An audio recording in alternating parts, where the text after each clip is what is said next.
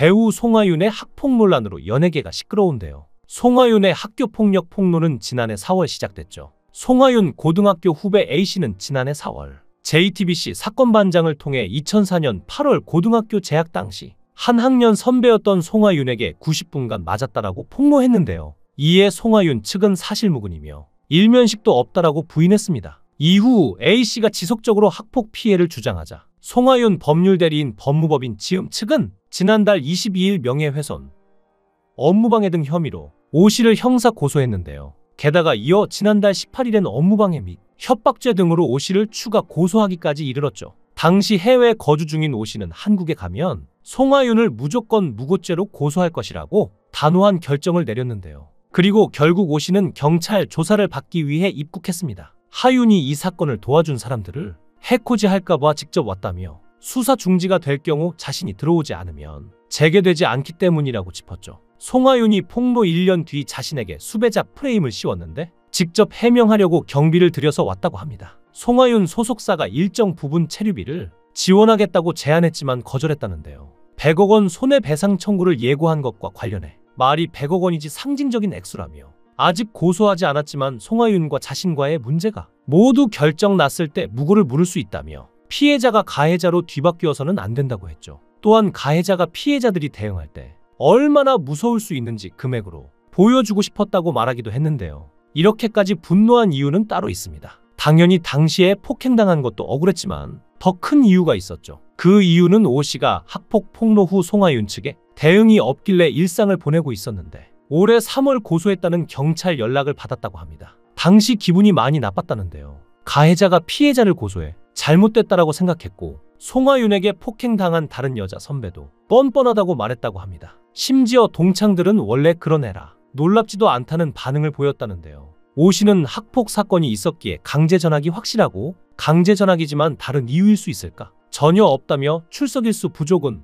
강제 전학이 나올 수 없다고 주장했죠. 그러면서 O씨는 자신에게 보낸 고소장에 활발한 연애 활동을 위해 자발적인 전학을 갔다고 했다며 같은 학군이고 차로도 얼마 안 걸리는 거리인데 활발한 연애 활동에 차이가 있을 수 없다고 했죠. 그러면서 징계 기록이 확실하게 있기 때문에 교생이 다 안다고 주장했는데요. 그리고 학폭을 당한 것에 대해 더 자세히 증언했습니다. 확실히 기억하는 건 하복 교복을 입었던 시기였고 O씨가 맞고 난 지 얼마 안 돼 송하윤이 구정고로 강제 전학 갔다고 들었다는데요. 진실 공방이 계속되고 있는 가운데 며칠 전 SBS 궁금한 이야기 Y는 배우 송하윤의 학교 폭력 내용을 다뤘습니다. 여기에 O씨가 나와서 증언했는데요. 더 자세하게 들으니 더욱 충격적이었습니다. 제작진과 만난 O씨는 2004년 고등학교 2학년 시절 영문도 모른 채 점심시간에 불려나가 놀이터에서 약 90분가량 송하윤에게 따귀를 맞는 폭행을 당했다고 주장했는데요. 그는 지난해 송하윤이 드라마 내 남편과 결혼해줘 속 악녀 연기로 호평받을 당시 진심 어린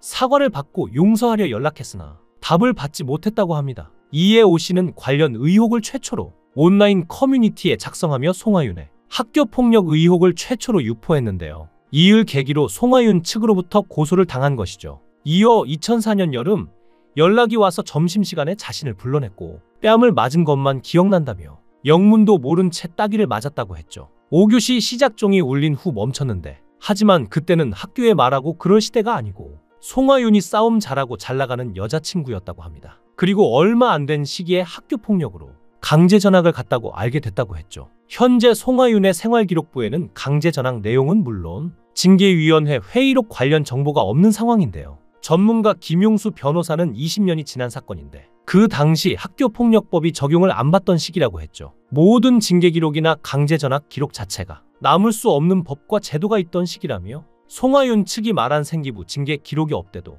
학폭이 없었다고 단정할 수 없다고 말했는데요. 실제로 학교폭력법은 2012년부터 적용됐습니다. 이에 김용수 변호사는 일관성이 있고 경험을 통해 알 수 있는 구체적인 진술, 목격자 진술이 제일 신빙성이 높다고 했죠. 심지어 피해자는 한 명이 아닌 것으로 추정되는데요. 공식 채널을 통해 공개된 예고편에 송하윤에게 학교 폭력을 당했던 피해자들이 모자이크 처리된 채 등장하기도 했는데요. 한 제보자는 악마죠. 야, 안 때려 이제 안 때릴게. 그러고선 또 때리고 미안하다는 말 한마디도 없었다라며 당시 상황을 설명하기도 했습니다. 또한 다른 제보자 역시 선배가 때리면 맞아야지 라는 말을 들었다고 증언했는데요. 제작진과의 통화에서 한 제보자는 전치 3주인가 라며 말끝을 흐리기도 했죠. 추가 증언이 끝없이 쏟아지고 있는 것으로 보이는데요. 이에 제작진은 송하윤 변호를 맡는 법무법인을 찾아갔지만 송하윤 측은 응대하기 어렵다며 구체적인 대답을 하지 않았다고 합니다. 최초 제보 이후에도 또 다른 제보자들의 학교폭력 폭로가 추가적으로 드러나면서 송하윤 측이 사실무근이라는 주장 말고 또 다른 입장을 내놓을지 궁금해집니다. 심지어 송하윤이 스태프가 자주 바뀌기로 유명하다는 내용의 폭로도 나왔습니다. 한 유튜브 채널에서 폭로한 것인데요.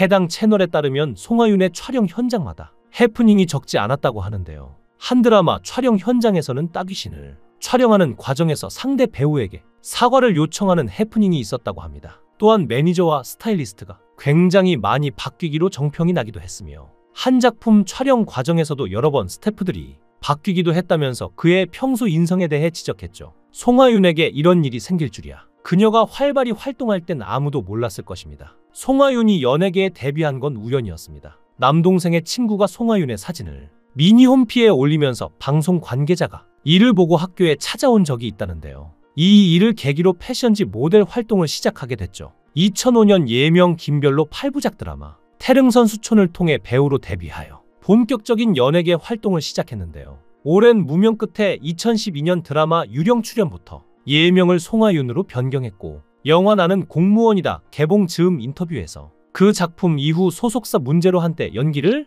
그만둘 생각도 했을 정도로 힘들었는데 작품을 하면서 마음을 치유받았다고 했죠. 2013년 JYP 엔터테인먼트로 이적 후 2015년 드라마 내 딸 금사월에서 주호월 역할을 맡으면서 주목을 받기 시작했는데요. 원래 중간 하차가 예정된 배역이었으나 시청자의 사랑으로 종영까지 나왔죠. 이 작품이 본인의 터닝포인트가 된 셈인데요. 사실 자칫 잘못하면 호불호가 갈릴 수 있는 배역임에도 개성 있는 연기력으로 소화하면서 오히려 많은 시청자들이 긍정적으로 받아들인 것이죠. 2017년 드라마 언니는 살아있다에서 주호월과는 180도 다른 세라 박력으로 특별 출연하여 성공적인 연기 변신을 했는데요. 이후 드라마 쌈 마이웨이에서 백설이 역으로 또다시 인기를 끌었으며 이후 드라마 내 남편과 결혼해줘에서 악역 정수민으로 출연하여 주목을 받았죠. 그렇게 그녀의 인생은 탄탄대로를 달려가는 듯 했으나 앞서 설명한 학교폭력 논란으로 이제 어떤 길이 펼쳐질지 알 수 없는데요.